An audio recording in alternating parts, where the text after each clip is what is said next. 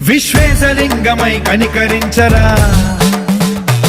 విధి లిఖితమునిక పరపర చరిమి అమృతమి కురిపించరా రామేశలింగమై మహిమ చూపరా పలు శుభములగని అభయముని లిఖితము సతతము అందించరా